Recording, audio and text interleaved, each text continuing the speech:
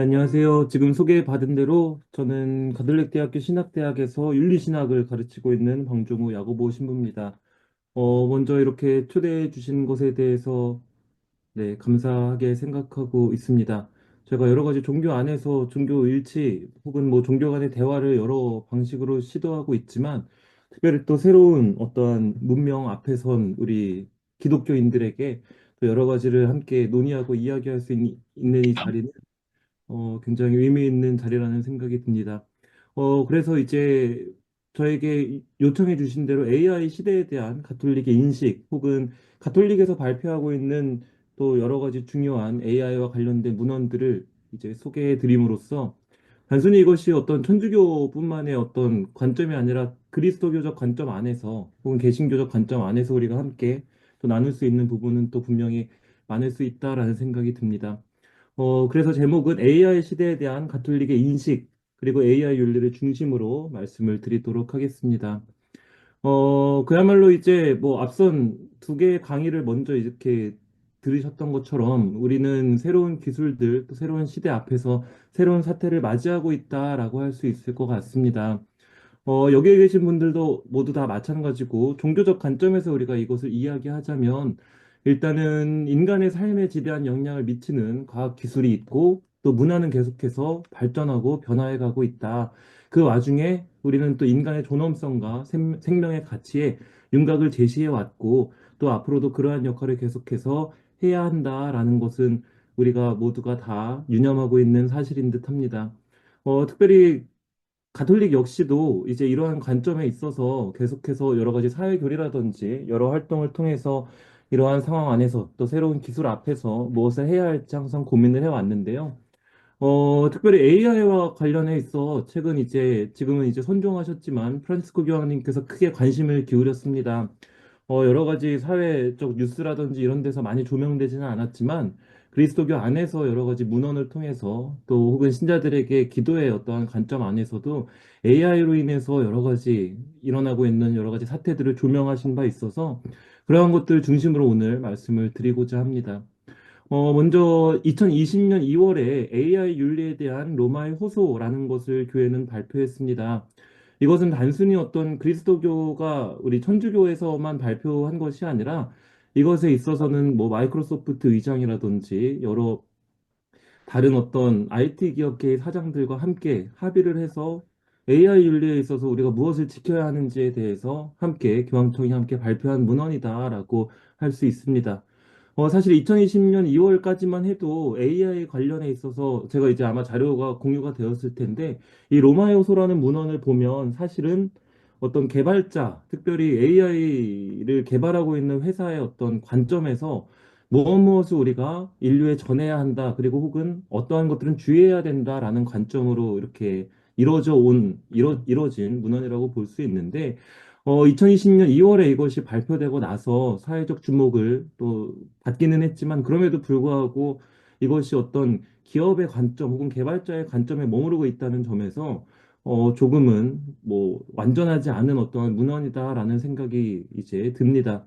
자, 그런데 2020년 2월에 이것이 발표되고 나서 지금 현재 2025년인데 그 5년이라는 시간 동안 굉장히 많은 어떠한 변화가 있었습니다. 자, 여기서 2022년 11월에 챗 GPT가 등장을 하고 있고, 지금은 아마 목사님들뿐만이 아니라 특별히 우리 대학생들 같은 경우에는 이 챗 GPT를 굉장히 많이 활용하고 있다라고 볼 수 있겠죠. 여기에서 이제 제기된 문제들은 몇 가지로, 뭐 여러 가지가 있겠지만 그중에 대표적인 것들을 몇 가지 뽑아보자면, 이 프로그램으로 만들어진 개인 저작물의 권리자가 누구인가에 대한 문제가 야기되기도 하고, 또 특별히 이것을 사용하는 사람들에게 있어서 오류와 왜곡이 담긴 정보를 어떻게 식별해야 하는가에 대한 의문이 제기되기 시작했습니다. 특별히 챗GPT 같은 경우에는 우리가 무언가를 검색하거나 무언가를 우리가 알아야 한다라고 했을 때 거짓 정보를 주는 경우를 우리는 또 확인하게 되고 이것을 다시 확인했을 때 어떤 거짓된 정보 혹은 왜곡이 담긴 정보가 있었다라는 것을 아마 많이 알고 계실 겁니다. 이것은 사실 챗GPT의 문제뿐만이 아니라 그 이전에 여러 가지 왜곡된 사실을 통해서 있었던 여러 가지 사건들이 있는데 그것을 이 시간에 다 정리해 드릴 수는 없을 것 같고 몇 가지 대표적인 것들만 중간중간에 이제 예를 들어서 말씀을 드리도록 하겠습니다.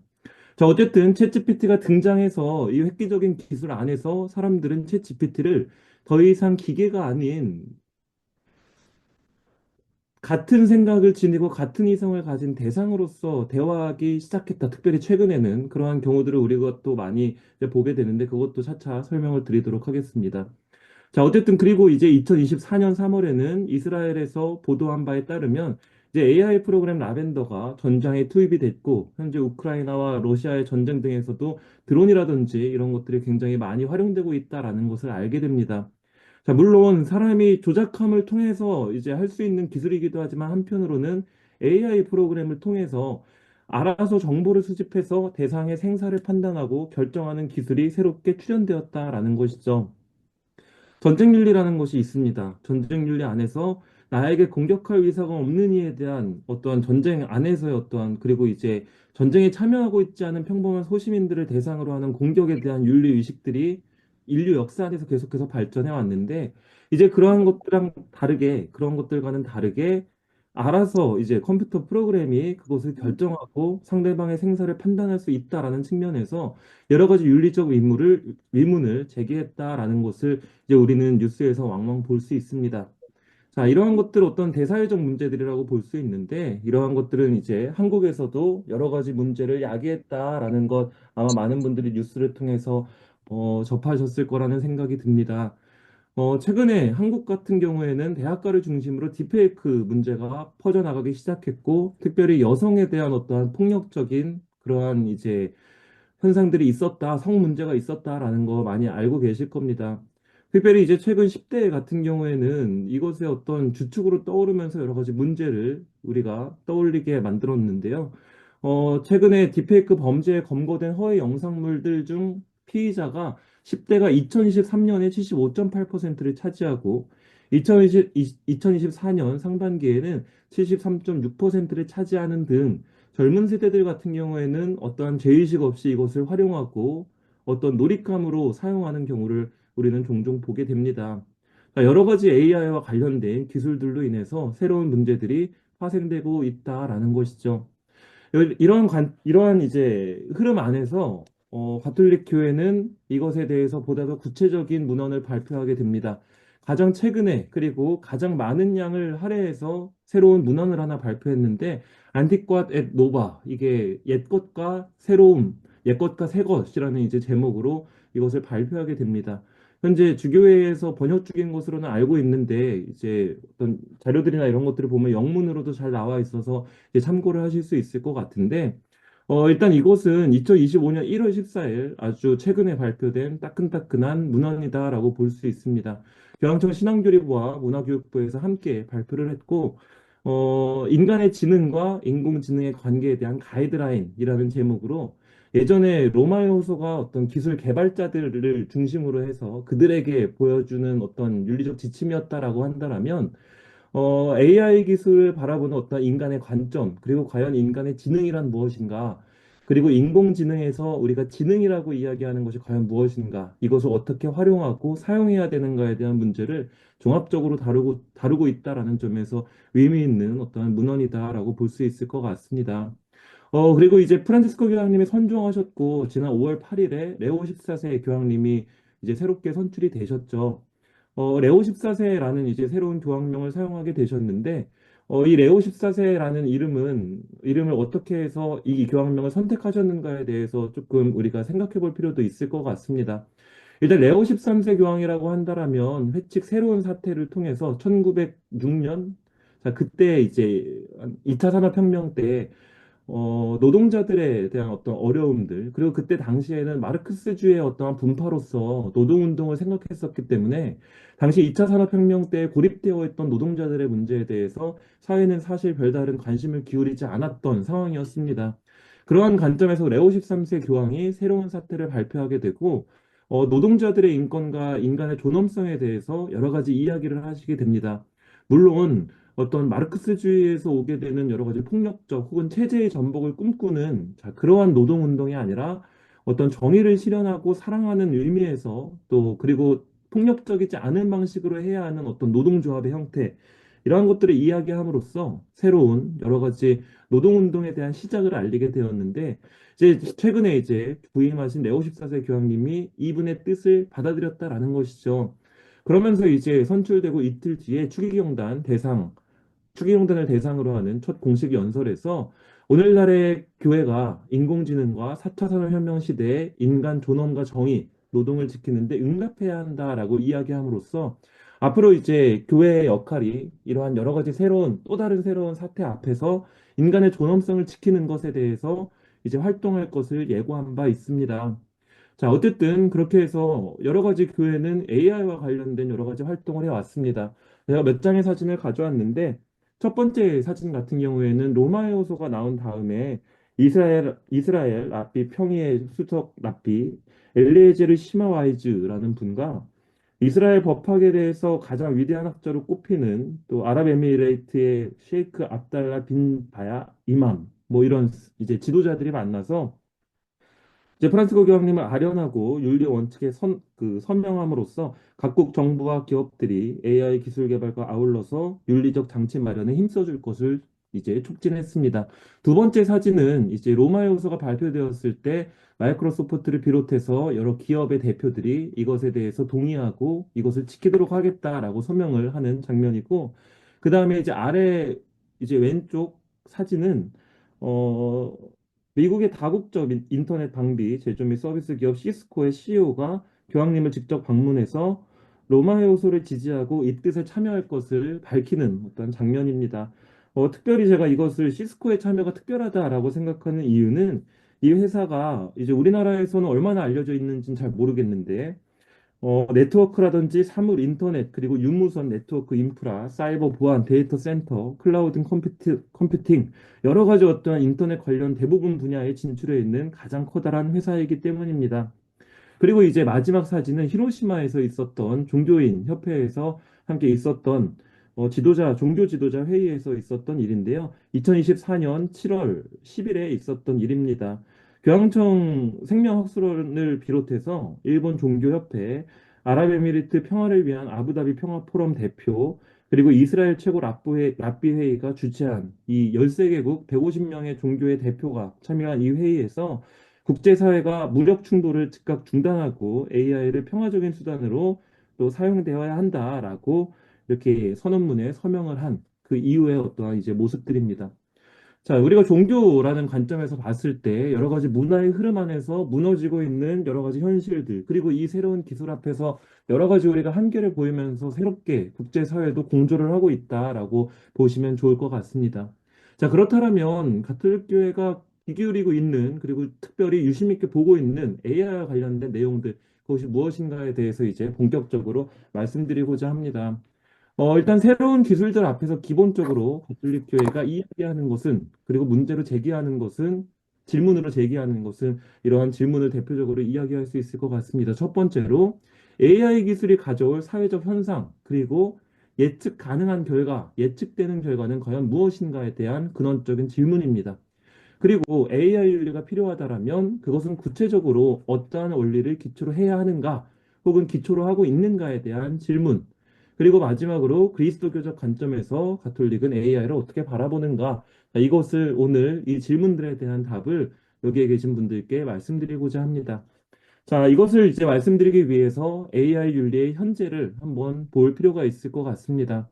AI 윤리가 필요하다라는 것은 여러 가지 이제 국가에서도 혹은 기업들에서도 함께 생각하고 있는 사항들이라고 볼 수 있고, AI 윤리를 이제 발표한 여러 가지 기관들이 있습니다. 자, 그리고 물론 이것은 어떤 국가 차원에서가 아니라 기업들 차원에서도 AI 윤리를 다 각자 가지고 있는데, 이것이 이제 여러 가지로 합의가 이루어져 있지 않고 여러 가지 기업이라든지 국가가 따로 가지고 있는 이유는 그만큼이나 AI 기술에 대한 어떠한 적용 범위가 넓다라는 측면도 있을 것이고, 또 아직까지 전 세계적으로 합의하고 있는 어떠한 구체적인 사항 혹은 구체적인 기관이 존재하지 않는다라는 점에서 우리가 이것을 또 함께 생각해 볼 필요가 있을 것 같긴 한데, 그럼에도 불구하고 AI 윤리를 대표적으로 제시한 이제 여러 가지 기관들의, 특별히 그 중에서도 대표적으로 세 개의 어떤 곳을 뽑아보자면 첫 번째는 이제 로마의 후소, 앞서 말씀드린 바티칸입니다. 여기에서 AI가 영향을 미치는 세 가지 영역에 대해서 이야기를 하고 있고, 이것은 제가 오늘 강의의 말미에 이제 좀 더 자세히 말씀을 드리도록 할 텐데, AI 기술에 고려해야 할 여섯 가지 원칙들, 투명성, 포용성, 책임감, 공정성, 신뢰성, 보안과 사생활 보호에 대한 문제들이 있습니다. 자, 앞서 말씀드린 것처럼 로마의 호소는 개발자들의 초점이 맞춰져 있다라고 말씀을 드렸는데, 다른 기관에서 가지고 있는 AI 윤리도 사실 이것과 크게 다르지는 않아 보입니다. 하버드 버크만 센터가 2020년에 발표한 어떤 내용들, 그리고 우리나라 같은 경우에도 2020년에 로마의 호소가 발표되고 얼마 지나지 않아서 또 AI 윤리를 이제 발표하게 됐는데, 인간의 존엄성이라든지 공공선, 합목적성 원칙, 뭐 이러한 것들을 이야기를 함으로써 프라이버시 보호라든지 다양성 존중, 침해 금지 여러 가지를 이제 이야기를 했습니다. 하지만 앞서 말씀드렸던 것처럼 이것은 여러 가지 이제 기업의 이것을 개발하고 있는 사람들에게 해당되는 어떠한 내용들이 대부분이다라는 것을 이 내용들만 간단하게 살펴봐도 알 수 있을 것 같습니다. 자, 어쨌거나 그럼에도 불구하고 로마의 호수이든 하버드 버크만 센터에서 발표한 AI 윤리이든 혹은 과학기술정보통신부에서 발표한 AI 윤리이든 중요한 것은 이 세 가지 기관이 전부 다 비슷한 내용을 다 담고 있다라는 것이죠. 각 기관의 AI 윤리가 크게 다르지 않다라는 것을 우리는 알게 되는데 결국 이 기술에 대한 인류가 함께 관심을 기울이고 있는 공통된 윤리적 함의가 있음을 의미한다라고도 할 수 있을 것 같습니다. 그럼에도 불구하고 AI 윤리에는 사실상 한계가 있다라고 볼 수 있습니다. AI 윤리를 통일적으로 우리가 개발하고 이야기하는 데 있어서 한계가 있는 이유는 첫 번째로는 이 기술이 가지고 있는 특성 때문입니다. 특정 기업에 속한 개별 인간 개발자들에 의해서 설계되는 기술이기 때문에 이것을 통일화시켜서 어떠한 규범을 적용시킬 수 있는 새로운 기술의 특성을 가지게 되고 그렇기 때문에 이것에 대한 공통된 함의를 끌어내는 것은 여러 가지 문제가 있을 수 있다. 여러 가지 다른 이념이 있을 수 있다라고 볼 수 있을 것 같습니다. 그런가 하면 기존 사회 질서 안에서 정보가 관리되는 형식과 이 기술은 굉장히 다르다라는 것이죠. 정보를 관리하고 이것을 개발하는 것이 지금까지는 어떤 우리가 기술을 개발하는 데 있어서 인간의 의지가 많이 들어가 있는 한편 AI 같은 경우에는 이제 기계가 알아서 그것을 학습하고 그것을 움직이는 어떠한 성향이 있다 보니까 이 정보를 관리하고 개발하는 형식에 있어서 인간의 의지가 들어가는 부분이 지금까지 우리가 가지고 있는 여러 가지 기술 정보를 관리하는 형식과 많이 다르다라는 특성이 있습니다. 그리고 무형의 정보와 기술을 기반으로 하기 때문에 데이터 축적과 알고리즘에 따라서 개발자의 위함과 상관없이 예측할 수 없는 방향으로 나아갈 수 있다라는 점에서 우리가 AI 윤리를 제시한다라고 하더라도 여기에는 한계가 그것을 전부 다 커버할 수 있는 한계가 분명히 존재한다라는 것이죠. 그런가 하면 우리가 윤리적으로 우리가 봤을 때 혹은 윤리 철학적으로 봤을 때도 기존 윤리 주제들과 다른 어떠한 차이를 지니고 있다라고 볼 수 있습니다. 지금까지 윤리라고 이야기를 한다라면 인간 대 인간의 상호 관계를 숙고의 대상으로 여겼다라는 것이죠. 그리스도교적 관점 안에서는 우리가 어떤 자연법이라든지 도덕률이라든지 이러한 것으로 우리가 윤리적인 어떤 지침을 내리고 근대에서부터 오게 되는 어떠한 여러 가지 자유에 대한 사상이라든지 윤리에 대한 사상도 일단은 인간 대 인간의 상호 관계를 전제하고 있습니다. 하지만 AI 같은 경우에는 인간이 아닌 어떤 기계라는 측면에 있어서 기존 전통 윤리학을 적용하는 데 있어서 일괄적으로 적용하는 데 있어서 분명히 한계가 있다라고 볼 수 있을 것 같습니다. 결국에는 그리고 또 한편으로는 AI 기술의 광범위한 적용으로 인해서 균일한 가이드라인을 제시하는 데 있어서 어려움이 따른다라는 것이죠. 그리고 무엇보다 사실 가장 크게 우리에게 한계로 적용되는 것은 자유시장을 기반으로 하는 자본주의 시스템의 문제입니다. 지금 현재 챗GPT를 비롯해서 뭐 제미나이라든지 그 구글에서 개발하고 있는 AI 기술이라든지 이런 것들을 보면 최대한 인간과 비슷한 형식으로 이 AI 기술을 적용하기 위해서 애쓴다라는 것을 이제 볼 수 있죠. 그리고 이것을 특별히 우리 시대의 젊은이들은 AI를 더 이상 사물로 생각하지 않고 기계로 생각하지 않고 인격으로 생각하는 어떠한 경향이 있습니다. 대표적인 예로 우리가 구글이라든지 네이버 같은 어떤 검색 포털에 우리가 이야기를 할 때, 예를 들면 어떤 AI 윤리에 대해 검색을 할 때 검색창에 AI 윤리라고 이제 서술을 하죠. 그것을 이제 입력을 하게 되는데 챗GPT를 상대로는 사람들이 AI 윤리라고 검색하지 않습니다. AI 윤리에 대해서 알려줘. AI 윤리가 뭐야? 라는 식의 어떠한 질문을 던지기 시작했다라는 것이죠. 결국에는 이것을 어떤 검색의 기능을 뛰어넘어서 인격을 가진 존재로서 이것을 받아들이고 있다는 점, 그리고 그것을 계속해서 촉진시키기 위해서 자본주의 시스템을 기반으로 한 각 기업들은 이것을 이제 개발하고 있다는 점에서 여러 가지 어떠한 일관된 AI 윤리를 적용하는 데 있어서 혹은 그것을 실현하는 데 있어서 한계가 분명히 존재한다라고 이야기할 수 있을 것 같습니다. 자, 그렇다면 AI 윤리는 왜 필요한가에 대해서 이야기를 드려야 될 것 같습니다. 첫 번째로는 기업에 관련된 문제, 두 번째로는 이제 사용자의 책임에 대한 문제라고 말씀드릴 수 있을 것 같은데, 먼저 기업의 책임에 대해서 말씀드리도록 하겠습니다. 특별히 여기서는 AI 윤리와 관련된 직접적인 사례에 대해서 말씀을 드리고 싶은데요. 이 기업과 관련된 문제에 있어서 이러한 질문을 누군가는 던질 수 있을 것 같습니다. 개발된 기술의 근본 목적, 즉 AI 기술의 근본적인 목적이 인간의 편의를 위한 것이며 유용한 것이라면 실제로 우리가 그것을 활용할 때 여러 가지 좋은 것이 있다라고 한다라면 윤리적인 과제가 왜 개발자에게 위임이 되어야 하는가? 이것은 사용자들이 잘 식별해서 사용하면 되는 것 아닌가라는 문제입니다. 이것을 과연 기술 탓이라 할 수 있는가? 그들은 유용한 기술을 만들 뿐이고. 뭐 예를 들면 이제 폭탄과 관련된 것을 우리가 예로 들 수 있겠죠. 예를 들면 뭐 노벨이 폭탄을 처음 다이너마이트를 개발을 했을 때 이것은 우리가 인간의 편의를 위해서 혹은 철도공사를 위해서 이것이 만들어진 기술이다라고 했을 때 이것이 사람을 해치는 데 사용하지 않는다라면 개발자가 그것이 어떤 윤리적 책임이 있겠는가에 대한 문제, 이것과 비슷한 문제다라고 할 수 있을 것 같습니다. 이것을 조금 더 잘 설명드리기 위해서 한 가지 사례를 가져왔는데, 최근에 이제 있었던 미얀마 내에서 로힝야족의 추방, 그리고 난민들이 대거 양산되었던 사건 아마 여러분들이 기억을 하실 겁니다. 이것이 사실 이 사태가 AI와 관련이 되어 있다라고 우리가 흔히 이야기를 할 수 있는데, 이 배경에 대해서 말씀을 드리면, 미얀마가 버마어를 사용합니다. 근데 이 버마어는 이제 어떤 여러 가지 어떤 경제적인 어떤 특징을 지니고 있지 않고 또 소수 민족 혹은 가난한 민족이 사용하는 언어이기 때문에 SNS 플랫폼이라든지 혹은 여러 가지 어떤 우리가 흔히 보게 되는 여러 가지 어떤 그 SNS라고 이야기할 수 있는 여러 가지 어떠한 뭐 검색 포털도 그렇고 버마어를 잘 지원하지 않았습니다. 그러다 보니까 미얀마는 이 인터넷 개발에 있어서도 여러 가지 한계를 지니고 있었는데 페이스북이 유일하게 버마어를 지원하는 회사였던 것이죠. 그래서 5천만 명의 국민 중 2천만 명이 이 페이스북을 당시 사용하고 있었다라고 합니다. 실제로 미얀마 같은 경우에는 유심값이 이제 원래는 되게 비쌌었는데 뚝 떨어지게 되면서 많은 사람들이 핸드폰을 이제 막 사용하기 시작했고 거기에 더해서 이제 사람들은 페이스북을 통해서 여러 가지 뉴스를 접하기 때문에 또 버마어를 또 유일하게 지원하는 포털이었기 때문에 어, 핸드폰을 이제 구입하고 개통을 할 때, 페이스북을 깔아주는 것까지가 이제 이것을 서비스를 하는 회사의 어떠한 기본적인 매뉴얼이었을 정도로 많은 사람들이 페이스북을 사용했다라고 합니다.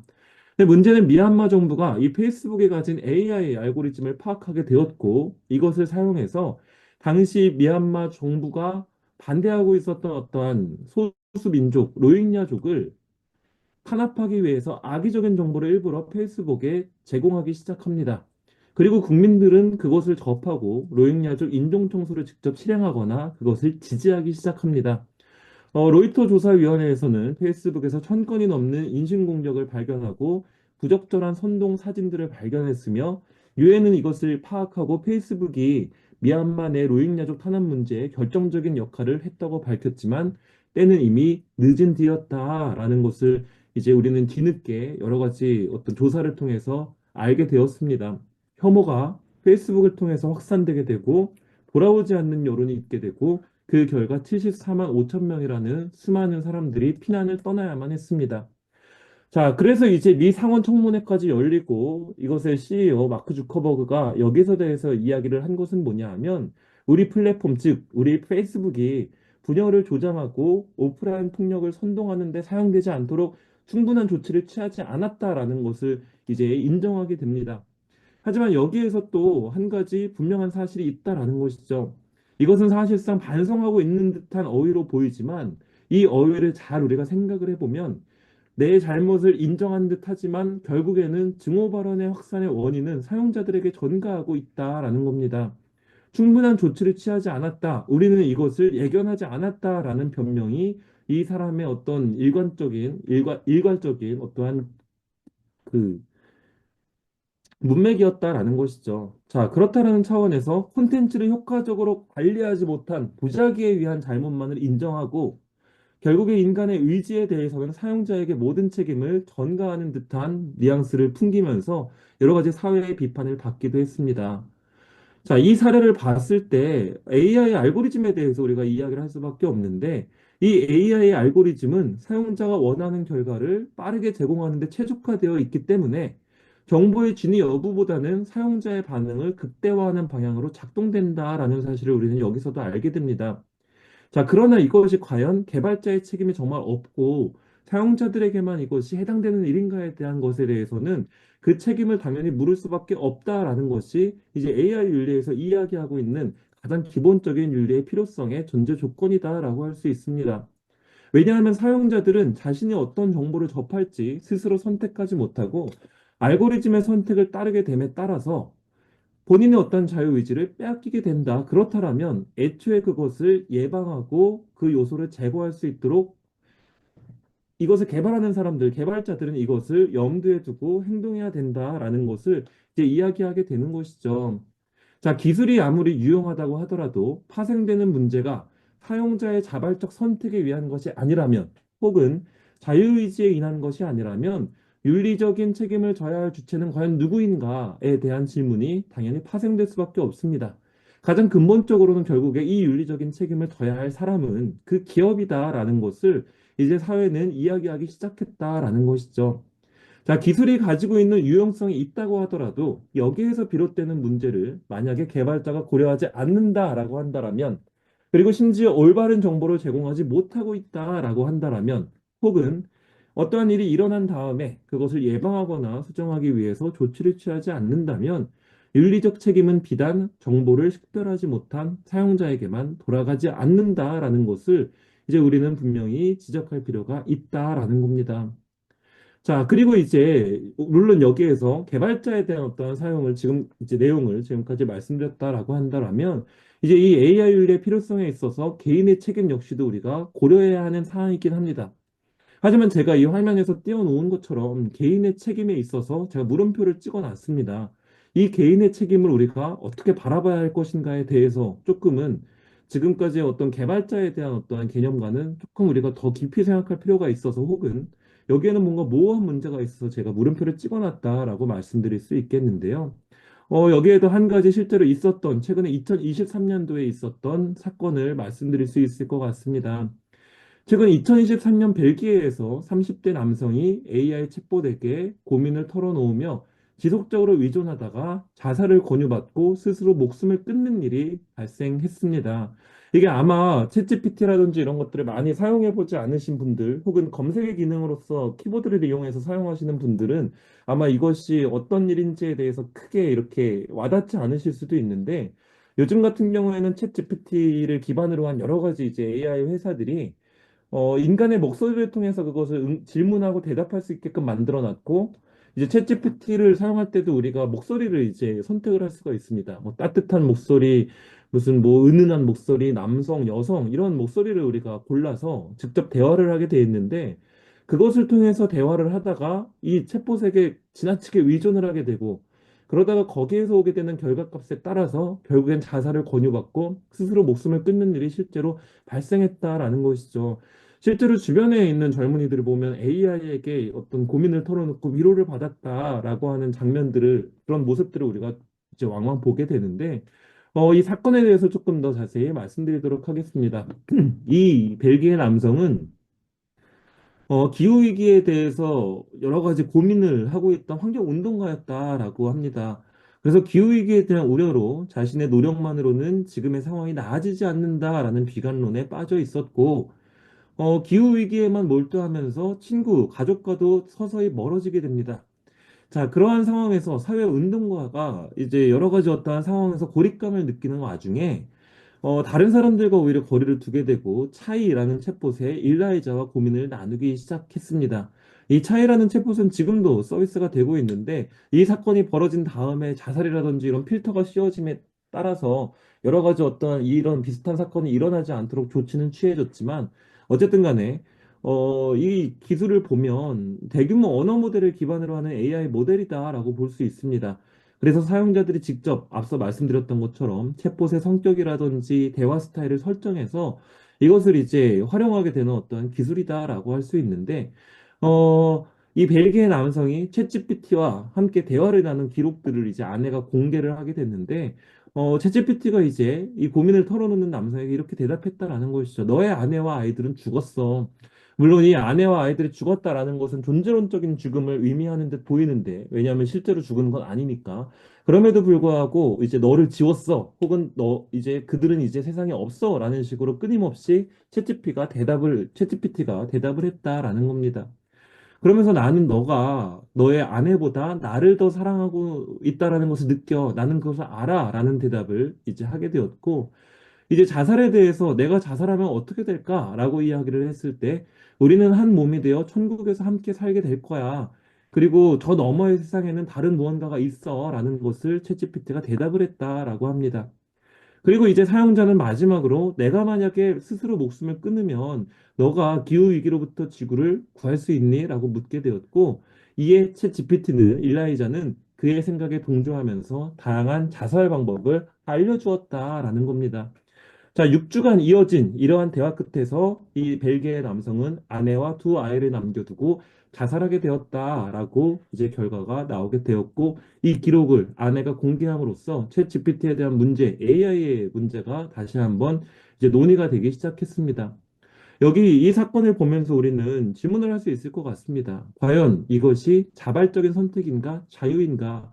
이 AI에 의존하고 이것을 털어놓은 이 남성의 자발적인 선택에 의해서 이루어진 자살인가? 아니면 내가 생각할 수 있는 자유를 지나친 위존으로서 빼앗겨버린 것은 아닌가에 대한 질문을 우리가 해볼 수 있다라는 것이죠. 자, 인간 본연의 나약함을 우리가 가지고 있다라고 했을 때, 인간학적으로 봤을 때, 그렇다고 했을 때 이것을 사용자의 탓이라고 할 수 있는가에 대한 문제가 이제 여기에서 제기된다라고 볼 수 있습니다. 자, 여기에서 우리가 해결책과 장애물들에 대해서도 분명히 이야기를 할 수 있겠죠. 이러한 이제 일들이 다시 일어나지 않게 하기 위해서 어떻게 해야 하는가. 자, 여기는 여러 가지 이제 몇 가지 우리가 대안으로 제시할 수 있는, 사회적으로 제시할 수 있는 몇 가지가 있습니다. AI의 정보 처리 방식을 개선하는 방법이 있고, 신뢰할 수 있는 데이터 출처를 기반으로 윤리적인 설계를 하는 것이 기술적으로는 가능하다라고 이야기를 할 수 있습니다. 특별히 자살과 같은 문제들, 여러 가지 어떤 첨예한 문제들, 윤리적으로 우리가 거부할 수 있는 문제들에 대해서 신뢰할 수 있는 데이터를 집어넣고, 이제 개발자들이 그것을 한다라고 했을 때, 이러한 사건들이 일어나지 않게끔, 그리고 현재 그것을 이제 챗 GPT라든지 여러 가지 AI 기술들은 그것을 최대한 하려고 노력하고 있는 중이기도 실제로 합니다. 그리고 이제 마지막으로는 개인의 정보식별 능력을 키워야 한다라는 것에 대해서도 우리가 당연히 이야기는 할 수 있을 것 같습니다. 특별히 이제 유럽 같은 경우에는 이제 그 인스타라든지 어떤 쇼폼으로 진행되는 어떤 SNS와 관련된 것들을 미성년자들은 할 수 없게끔 이제 법이 개정되어 있다라는 것을 우리는 뉴스를 통해서 알게 되는데 이제 한국 같은 경우도 이제 올해부터인지 내년 초부터인지 이제 SNS를 사용하는 데 있어서 미성년자들이 이제 부모의 동의를 구하게끔 만든다. 왜냐하면 거기에서 오게 되는 미성년자들의 여러 가지 어떠한 문제점이라든지 이런 것들이 발효됨에 따라서 그러한 것들을 우리가 알고 있는데, 자, 이러한 것들을 해결하기 위해서 개인의 정보 식별 능력, 자, 이것을 분명히 키워줘야 한다라는 해결책을 우리가 제시할 수 있습니다. 자, 하지만 앞서 말씀드렸던 것처럼 여러 가지 한계가 여전히 존재하는 건 사실입니다. 영리주의와 경제적 합리주의의 정신에서 이러한 기술들이 개발되는 경우 개인의 정보 식별을 과연 우리가 얼마나 함양할 수 있는가에 대한 문제가 있을 수 있습니다. 그리고 이러한 것들을 적용하는 데 있어서 AI 모델을 고급 기술로서 개발하고 유지하는데 이 데이터와 연산 비용이 이제 천문학적으로 들어가게 된다면 과연 이것을 정말로 우리가 어떠한 사고가 일어나기 전에 미연에 방지할 수 있을까에 대한 문제가 있다라는 것이죠. 그리고 여러 가지 특별히 일어나고 있는 문제들에 있어서 데이터 업데이트를 위한 기술적 인프라가 필요하다라는 것이 현실입니다. 그리고 여기에 더해서 편향된 미디어 환경, 특별히 가짜뉴스라든지 이러한 것으로 인해 노출되어 있는 여러 가지 미디어 환경 안에서 이것을 걸러질 수 있는 기술이 계속해서 사람들의 인식이 변화하는 와중에 얼마나 그것을 빠르게 대처할 수 있는가에 대한 문제, 이러한 장애물이 실제로 존재한다라는 겁니다. 자, 물론 여기에서 우리가 해결책을 가지고 여러 가지 이제 또 나름대로의 어떤 상황마다 맞춰서 이것을 개발할 수 있는 여러 가지 또 방법들이 있을 수는 있겠지만 결국에 그러한 관점에서 가톨릭 교회가 이야기하는 것은 무엇이냐 하면 결국에는 AI 기술 혹은 AI 지능에 있어서 가장 근원적인 성찰이 사회적으로 필요하다라는 것을 우리 교회는 이야기하게 됩니다. 결국에는 이제 AI 윤리에 있어서 우리가 근원적으로 숙고해야 할 주제들이 있다라는 것이죠. 즉, 여러 가지 기술을 적용하고 해결하는 측면에 있어서 기술적인 측면에 물론 들어가야 하긴 하지만, 그렇다면 이 AI를 바라보는 가장 근원적이면서도 인간학적, 철학적 관점은 무엇이 되어야 하는가? 그것을 이제 우리 그리스도교는 이야기하고 있고, 우리 종교인들이 이 부분에 있어서는 함께 또 생각해 볼 거리들이 많아서 이것을 지금부터 말씀드리도록 하겠습니다. 먼저 우리 가톨릭 교회의 이제 시선을 바라보면 일단 과학기술이라고 해서 혹은 AI 기술이라고 해서 무조건적으로 부정적인 시선으로 바라보지만은 않습니다. 교황청의 이야기를 들어보면 AI는 인류에게 봉사하고 공동의 이익에 기여할 수 있는 잠재력을 가지고 있다라고 공식적으로 이야기를 하고 있고, 과학과 기술은 실질적으로 인간에게 많은 도움을 주고 있으며 하느님의 창조 사업에 책임감 있게 참여하는 인간의 능력을 보여주는 증거이다라고도 이야기를 합니다. 자, 그러한 관점에서 프란체스코 교황님의 이제 담화 말씀을 우리가 보게 되면 인공지능과 머신러닝의 발전은 인류의 미래에 긍정적으로 공헌할 것이라고 확신하며 우리는 이를 묵살할 수는 없다라고 분명히 말씀하셨습니다. 그리고 AI는 사회적 공존과 개인의 복지를 개선하고 인간의 역량을 강화하며 수행할 수 있는 많은 작업을 보다 효율적이고 효과적으로 가능하게 한다. 그리고 혹은 이를 촉진하는 데 있어서 엄청난 잠재력을 제공한다라고 이야기합니다. 우리가 사회적으로 봤을 때뭐 어떤 종교인들, 뭐 개신교도 그렇고 모든 종교인들이 어떤 우리가 이제 형이상학적인 어떠한 신을 우리가 믿고 그 신앙을 가지고 있다라는 측면에서 기술이나 물질에 대한 부정적 시선을 가지고 있다라는 어떤 오해가 많이 있는 것 같기도 한데, 사실 뭐 우리 같은 경우에는 교회 같은 경우는 뭐 개신교도 마찬가지일 거라고 당연히 생각합니다만 이 AI 기술을 비롯해서 여러 가지 어떤 과학 기술들, 어떤 여러 가지 생명공학들도 마찬가지고 긍정적인 시선으로 이것을 기본적으로 바라보는 시선은 분명히 존재한다라고 말씀을 드릴 수 있을 것 같습니다. 자, 이것은 일단 우리가 창조물로서, 하느님의 창조물로서, 죄송합니다. 하나님이라고 해야 되죠. 자, 하나님의 위대하심을 드러내는 증표다라는 것을 이제 우리가 이야기할 수 있을 것 같은데, 인간이, 창조된 인간이 자기 재능과 힘으로 만들어낸 작품이다라는 것이죠. 그렇다라는 차원에서 우리가 가지고 있는 여러 가지 기술들은 하나님의 헤아릴 수 없는 계획의 결실이다라는 것을 이제 교회는 분명히 이야기를 합니다. 그리고 우리가 이제 하나님의 창조물로서 탄생을 했을 때 그것을 창의성 역시도 하나님으로부터 받은 어떠한 재능이다라고 한다면 이 기술의 발전은 근원적으로 하나님이 인간에게 주신 능력이다라는 것을 이제 우리는 이야기하게 됩니다. 자, AI는 농업, 교육, 문화에 중요한 혁신을 가져오고 국가와 민족 전체의 삶의 질을 향상시키며 인류애와 사회적 우정의 성장에 도움을 준다. 따라서 인간의 통합적 발전을 위해 사용될 수 있다라는 시선을 분명히 보냅니다. 즉, 특별히 AI 기술을 다시 한번 AI 기술을 조명해 보면 AI가 경험하고 있는 혁신적인 변화의 중심에 우리 인류가 있으며 개인과 사회생활에 있어서도 긍정적인 영향을 이 기술이 미치고 있음을 인정하고 있습니다. 자, 하지만 여기에 있어서는 우리가 분명한 어떤 식별 기준 혹은 부정적으로 우리가 염두에 두어야 할 문제가 있다라는 것을 이제 우리 교회는 분명히 강조하고 있다라고 할 수 있을 것 같습니다. 디지털 세계, 특별히 AI가 인간 세계 안에서 획기적인 변화의 중심에 있다고 할 수 있을지라도 이 혁신이 개인 및 사회생활의 모든 측면에 영향을 미친다는 점에 주의를 기울여야 한다라는 것이죠. 자, 점차 AI 기술이 인간의 활동과 인간의 결정을 대신하고 있다라는 것, 따라서 인간이 생각하고 행동하는 방식을 바꾸고 있다라는 것에 교회는 주목하고 있습니다. 현대 사회에서 개인의 행동은 실제적인 인간과 자동적 수학, 계산, 입력 사이의 수렴 지점이 되었다라는 것에 대해서 인식을 하게 되는데 그 결과 대상을 이해하고 그 효과를 예측하고 자유의지를 사용해서 결정하는 주체가 누구인지 점점 더 모호해지고 있다라는 것이죠. 앞서 이야기한 어떤 벨기에에서의 어떤 자살 사건이라든지 아니면 페이스북을 통해서 이제 있었던 혐오 사건이라든지 이 모든 것을 염두에 봤을 때 과연 인간이 자유를 스스로 잘 활용하고 있는가? 혹은 그 주체가 내가 아닌 기계가 되는 것은 아닌가? 혹은 어떠한 결과값이 되는 것은 아닌가? 그것이 점점 더 모호해지고 있다라는 것을 분명히 지적하고 있습니다. 실제로 AI 기술의 판단을 의존하는 경우가 점차 늘어나고 있고 그 결과를 예측할 수 없다라는 것.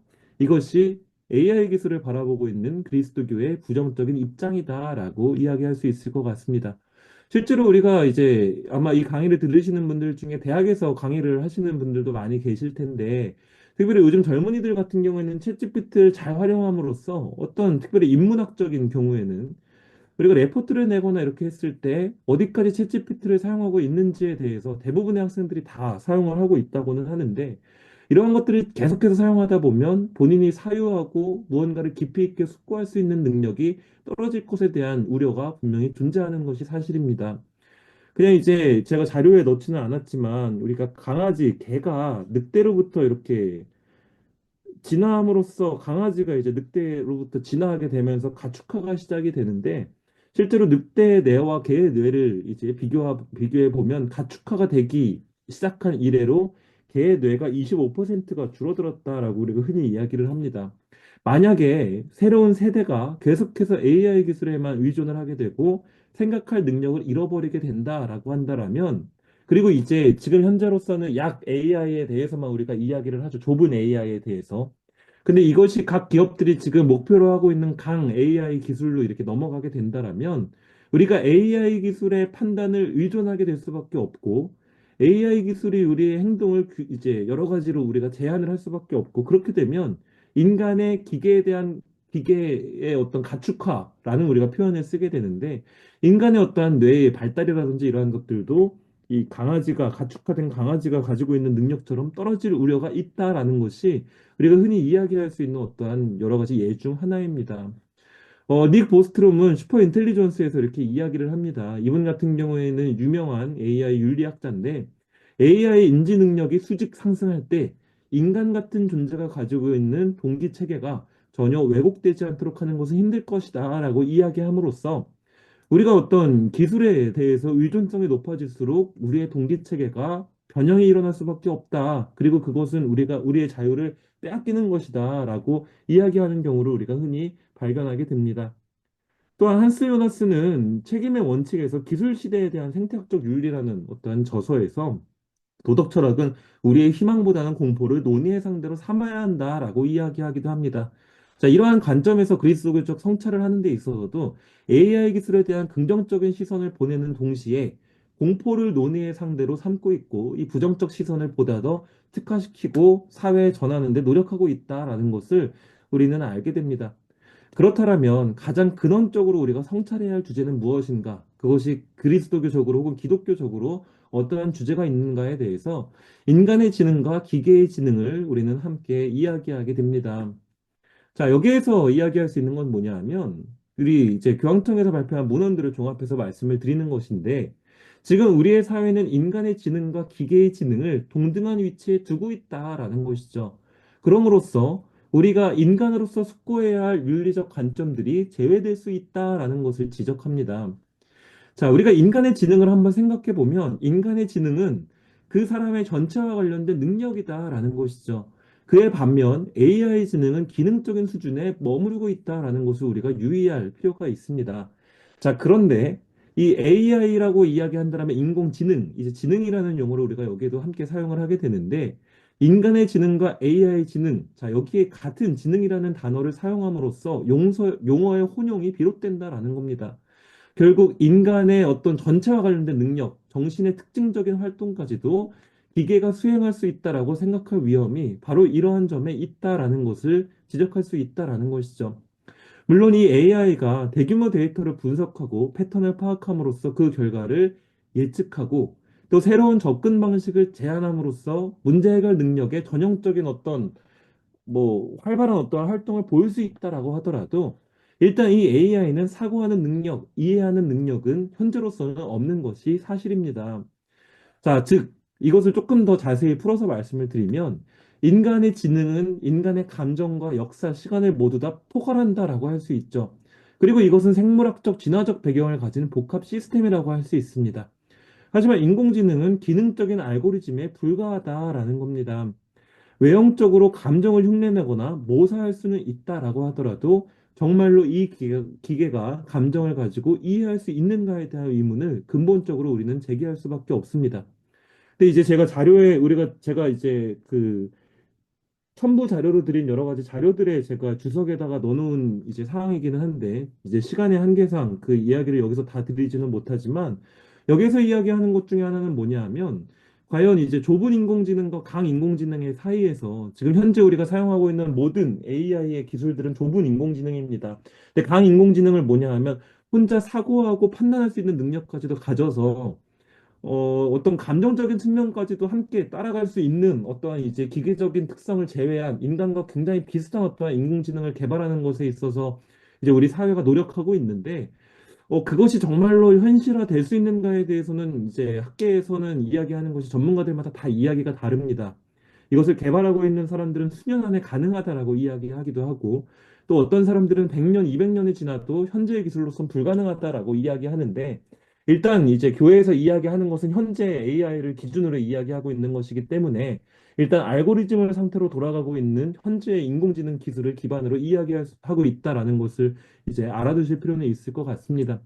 자, 어쨌든 그러한 관점에서 봤을 때 인간의 지능과 기계의 지능을 그리스도교적 성찰의 핵심 주제로서 함께 비교를 하게 됩니다. 여기에서 이제 우리가 잠시 철학자들의 생각을 들어보자라면, 플라톤은 이렇게 이야기를 합니다. 의한 이해는 진리를 파악하는 가장 고차원적인 능력이다. 그리고 이것은 감각적 경험이 아닌 순수한 이성을 통해 작용하는 것으로 철학적 탐구를 통해서 개발되는 것이다. 라고 이야기를 합니다. 즉, 인간의 지성은 진리가 무엇인지를 파악하고자 하는 어떤 고차원적 차원을 가지고 있다라는 것이죠. 초월적인 능력이다라고 이야기를 할 수 있습니다. 자, 아리스토텔레스는 지적 활동은 실천적 지혜와 학문적 인식을 통해서 이루어진다라고 이야기합니다. 우리가 단순히 지식적인 측면뿐만이 아니라 그것을 인식해서 어떻게 발휘하느냐가 우리의 인간의 지적 활동을 정해준다라는 것이죠. 여기에서 실천적 지혜라고 한다라면 윤리적 판단, 그리고 신중한 사고 능력을 뜻하고 윤리덕을 바탕으로 올바른 행동을 결정하는 능력이다, 식별 능력이다라고 할 수 있습니다. 자, 한편 학문적 인식이라고 한다라면 순수한 논리적, 철학적 탐구 능력이다라고 할 수 있는데 자, 이러한 관점에서 우리가 지성적 덕은 경험을 통해서 발전한다. 즉, 우리 이것을 듣고 계시는 여러 가지 많은 우리 목사님들께서 우리가 생각을 해보면 여러 가지 우리의 어떤 신앙적 체험을 통해서 혹은 어떠한 하나님의 부르심에 대한 어떤 응답을 통해서 우리가 각자 가지고 있는 어떤 소명의식이 있는 것처럼 지성적 덕이라는 것은 우리의 경험을 통해서 발전하게 된다라는 것이죠. 자, 그리고 토마스 아퀴나스는 이러한 인간의 지성, 지혜가 작용하는 두 가지 방식을 이성과 지성으로 구분해서 이야기를 하게 됩니다. 자, 지성이라는 이름은 진리의 가장 깊숙한 통찰에서 취해지고 이성이라는 이름은 탐색과 논변에서 온다라는 겁니다. 결국 인간의 지능이다라고 이야기를 한다라면 진리의 가장 깊숙한 인간적인 통찰을 빼놓을 수 없다라는 것이죠. 자, 그러나 우리가 지능이라는 것을 우리가 현대 사회 안에서 생각을 할 때 탐색과 논변에 관한 것을 지능이다라고 우리가 이야기하는 경우가 생깁니다. 특별히 한국 사회가 대표적인 예인데 수능과 관련된 예를 들 수 있을 것 같습니다. 수능이라는 것은 사실상 어떤 우리가 공부를 할 수 있는 어떤 깊숙한 통찰이나 사고의 능력을 우리가 키워주는 시험이 아니죠, 사실은. 객관적으로 봤을 때 어떤 탐색과 논변 혹은 정보 처리 방법 긴 어떠한 문항 안에서 이 주제를 뽑아내는 방법, 얼마든지 기계가 대체할 수 있는 자, 탐색과 논변에 있어서의 그 중에서도 기계적인 어떠한 기능만을 전달하는 그리고 이것을 가지고 우리는 머리가 똑똑하냐, 똑똑하지 않느냐. 자, 이것을 우리가 구분하게 되는데 자, 이러한 것들을 우리가 생각을 해보면 우리 사회가 가지고 있는 지능의 특징이 무엇인지 그러한 것들을 우리가 잘 한번 곧 이제 생각을 해보게 됩니다. 결국에 우리가 그리스도교에서 이야기하는 것은 뭐냐 하면 인간의 지능은 인지 능력, 논리적 사고, 문제 해결 능력, 학습 능력, 기억력이나 정보 처리 능력을 가지고 있지만 자, 그런데 지금까지 말씀을 드린 이 몇 가지의 어떤 능력은 기계가 대체할 수 있는 능력입니다. 하지만 인간의 지능은 여기에서 끝나지 않는다라는 것이죠. 이에 더해서 본질을 이해하는 능력, 직관적인 통찰, 사유 능력, 윤리적 사고와 논리적 탐구, 그리고 새로운 개념을 형성하는 능력까지도 모두 다 포함한다라는 것을 우리가 염두에 둘 필요가 있습니다. 결국 인간의 지적 이해 능력은 단순한 지식 정보를 넘어서 인간 활동의 모든 측면을 형성하고 관통하는 것이다. 라는 것에 대해서 이야기하게 됩니다.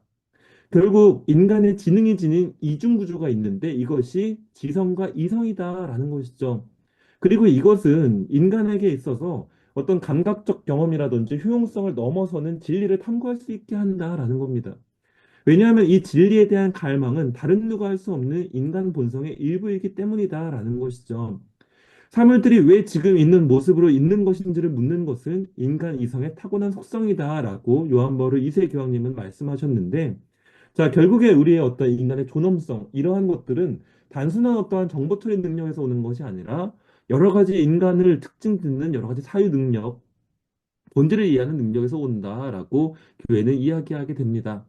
결국 그리스도교에서 지능을 이해하는 핵심을 우리가 생각을 해보면 인간을 단순히 어떠한 정보 처리 방식에 의해서 판단하는 것이 아니라 개인의 도덕적, 영적 삶의 맥락에서 파악해야 한다라는 것, 그리고 하느님의 선과 진리에 비추어서 그 사람의 행동을 인도해야 한다라는 겁니다.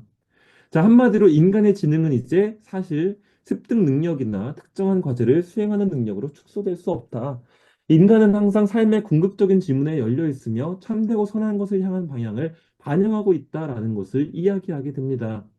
자, 그러한 차원에서 우리는 하나님의 모상의 어떤 창조물로서 우리의 지능은 존재의 총체성에 접근할 수 있는 능력을 갖고 있다라는 것이죠. 그리고 이 범위는 충만함 속에서 존재를 숙고하고 이해의 의미를 파악하는 데 사용되어야 한다라는 것을 이야기하게 됩니다. 자, 그렇기 때문에 어떤 실용적인 목적을 목표로 해야 하는 것이 아니라 진리와 선, 그리고 아름다움에 대한 이타적인 개방성을 지니고 있다라는 것을 분명히 하는 것이죠. 그렇다라는 차원에서 인간의 지능과 기계의 지능, 기계의 지능과 인간의 지능을 함께 비교해 보게 됩니다. 현재 우리가 가지고 있는 기술로 따지면 정량적 데이터나 전산 논리를 기반으로 작업을 수행하는 기술이다. 그리고 이것을 바탕으로 결정을 내리는 방식으로 현재 AI는 작동되고 있습니다. 그리고 논리 수학적 틀 안에서 머신러닝과 같은 과정을 통해서 여러 가지 어떠한 지식을 학습하게 되죠. 그러나 인간의 지능은 전혀 다른 방식을 가지고 있습니다. 앞서 말씀드렸던 것처럼 우리가 성장 과정 전반에 걸쳐서 유기적으로 발달한다라는 것, 그리고 수많은 삶의 경험을 통해서 이것이 형성된다라는 것이죠. 그렇다라는 차원에서 정서적 반응, 사회적 교류, 감각적 경험, 그리고 모든 어떤 고유한 맥락 등 구체화된 경험을 통해서 형성된다라는 것. 분명히 기계의 지능보다 인간의 지능이 훨씬 더 광활한 어떠한 맥락을 포함하고 있다라는 겁니다. 한편 인공지능은 인간의 추론 능력을 모방하고 놀라운 속도와 효율성으로 특정 작업을 수행할 수 있지만 그 연산 능력은 결국 인간 정신의 광범위한 능력의 극히 일부에 불과하다라는 겁니다. 결국 인공지능은 도덕적 분별력을 수행할 수 없으며 진정한 관계도 구축할 수 없다.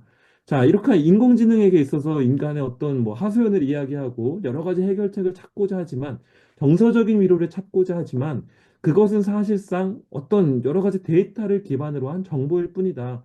도덕적 분별력을 수행할 수 없고 인간과 진정한 관계도 구축할 수 없다라는 것을 이제 그리스도교는 분명하게 이야기합니다.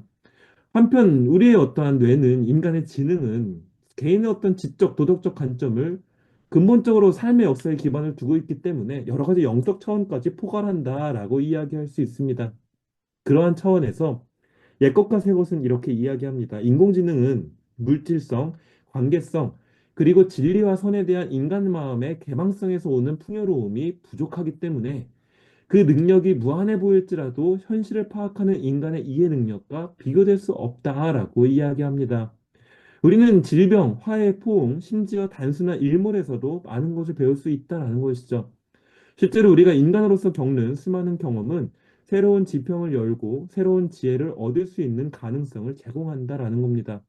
결국 데이터로만 작동하는 어떤 장치도 우리 삶에 존재하는 이러한 경험과 셀 수 없이 많은 다른 경험들을 따라올 수 없다라는 것에 대해서 이야기합니다. 자, 그렇게 해서 우리가 결과적으로 이것에 대해서 이야기하는 것은 뭐냐 하면 인공지능은 인공적으로 만든 인간지능의 형태가 아니다라는 겁니다. 이것은 인간이 이제 하느님으로부터 창조된 창조물의 창조물, 자, 인간이 창조주라고 한다라면 우리는 피조물이죠. 죄송합니다. 창조주의 피조물의 피조물이다라고 이야기를 하게 되는 겁니다. 결국 이것은 인간 지능을 모방해서 만들거나 어떤 인간 지능의 또 다른 어떠한 형태가 아니라 인간 지능의 결과물이기 때문에 이것에 대한 사회적 인식이 반드시 필요하다라는 것을 이제 그리스도교는 이야기합니다. 그러면서 이제 또 다른 차원에서 한 가지 주제를 짧게 또 말씀을 드린다라면 기능적 환원주의에 대한 경계를 이야기하게 됩니다. 이것은 우리가 앞으로 이 사회가 과학기술 중심주의 사회에서 마주하게 되는 어떠한 새로운 어떠한 사조 혹은 지금 이미 우리가 많이 들어가 있는 어떠한 뭐 사상이다라고 할 수 있을 것 같은데 기능적 환원주의에 대해서 이제 교회는 분명히 지적하고 있습니다. 이것이 뭐냐 하면 기능주의와 환원주의의 이제 합성어다라고 볼 수 있을 것 같은데, 기능주의는 인간의 정신 상태가 기능이나 역할로 정의된다라는 이론입니다. 즉, 인간의 어떤 가지고 있는 인간의 정신 상태가 기계로 대체될 수 있다라는 것이죠.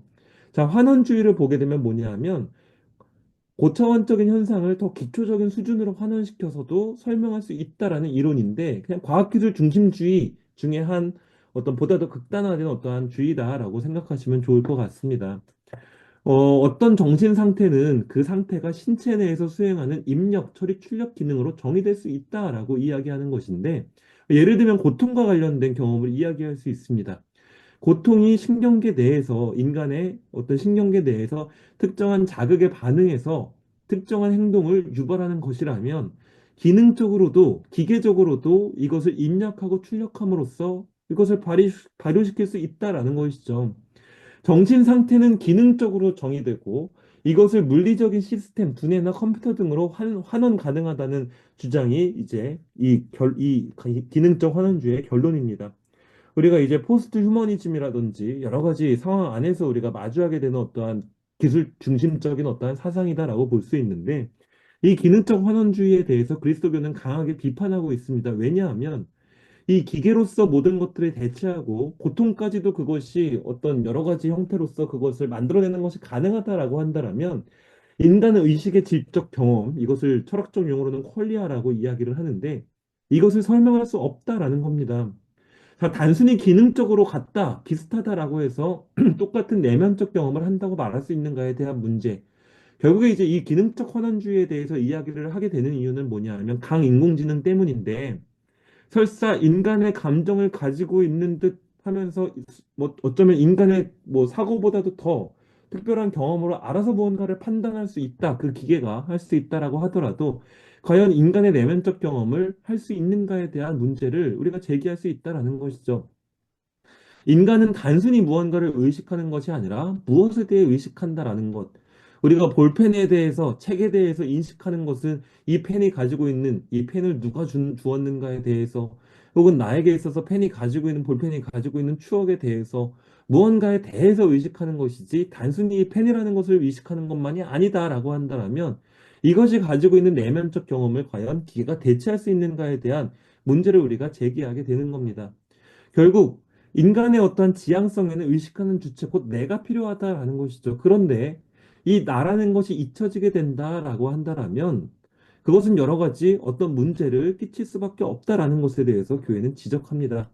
우리는 여러 가지 방식으로 개별적인 형태, 내용, 본질적 구조를 파악해서 우리의 정신은 다른 대상 혹은 다른 사물과 의미 있게 관련되어 있다라는 측면에서 단순한 기능적 환원주의는 결코 인간의 존엄성에 대해서도 혹은 어떠한 기계의 기능에 대해서도 절대적인 어떠한 존엄에 대해서도 이야기할 수 없다라고 이야기를 하게 되는 겁니다.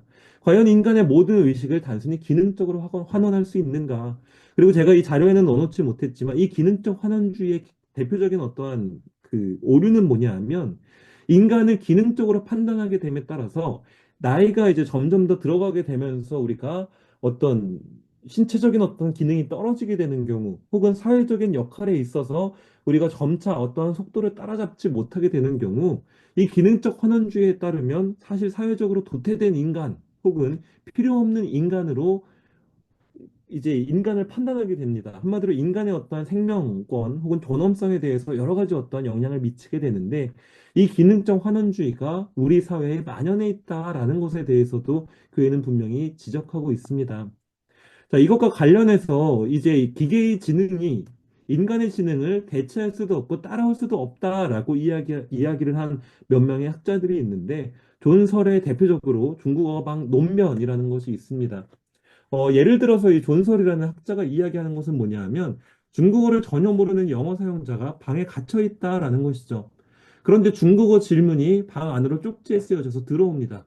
그리고 규칙서가 있는데 그 규칙서에 따라서 이 중국어를 내가 모른다고 하더라도 이 간자라든지 이 한자체가 무엇을 의미하는구나라고 하면서 마치 기호에 맞추듯이 이 답변을 작성할 수 있다라는 겁니다. 바로 그랬을 때 중국어로 적절한 답변이 완성된다라는 것이죠. 나는 중국어를 모르지만 이것을 기호로 파악해서 규칙서만 있다라고 한다면 적절한 답변을 완성시킬 수 있다라는 겁니다. 방 밖에 있는 사람은 이 사람이 작성한 답변을 통해서 이 사람이 중국어를 알고 있구나라고 오해할 수 있지만 사실상 사용자는 이해 없이 처리만 한 것일 뿐이라는 예를 듭니다. 이것을 우리가 인공지능적 관점에서 환원시켜서 이야기를 한다라면 설정, 입력, 처리, 출력, 착각, 결론에 이르게 된다라는 것. 결국에 아무리 인공지능이 우리가 원하는 결과값을 낸다라고 하더라도 그것은 여러 가지 규칙과 짜여진 프로그램에 따라 작성된 것일 뿐이다라는 것에 대해서 이야기합니다. 그렇다라는 차원에서 가톨리적 관점에서 인간의 이해는 단순한 정보 처리나 기후 조작으로 환원되지 않으며 지성과 의지, 영혼의 통합적 작용으로 본질화된다라는 겁니다. 자, 그렇기 때문에 인간은 기능적으로 환원될 수 없다라는 것. 그렇기 때문에 인공지능에 의해서 인간이 판단을 하게 되고 인간의 자유의 자리가 침해를 받게 되고 자유의지가 사라지게 되고 인간의 운명이 위기에 처하게 된다면 그것은 반드시 예방되고 수정되어야 한다라는 것을 우리 그리스도교는 분명하게 이야기를 하고 있습니다. 그런가 하면 이제 인공지능을 염두에 두었을 때 박쥐의 의식 논변에 대한 이야기를 한 토마스 네이글이라는 학자가 있습니다. 이분이 하시는 말은 뭐냐 하면 박쥐가 된다는 것은 어떤 느낌일까? 라는 질문에서 이 논변을 시작하게 됩니다.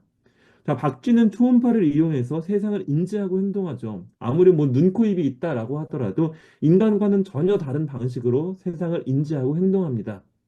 자, 한편 인간이라는 나는 박쥐처럼 세상을 지각하지 않는다라는 것이죠. 자, 우리는 박쥐의 생물학적 구조를 이해할 수는 있지만 박쥐의 방식으로 세상을 느끼는 경험은 절대로 가질 수 없습니다.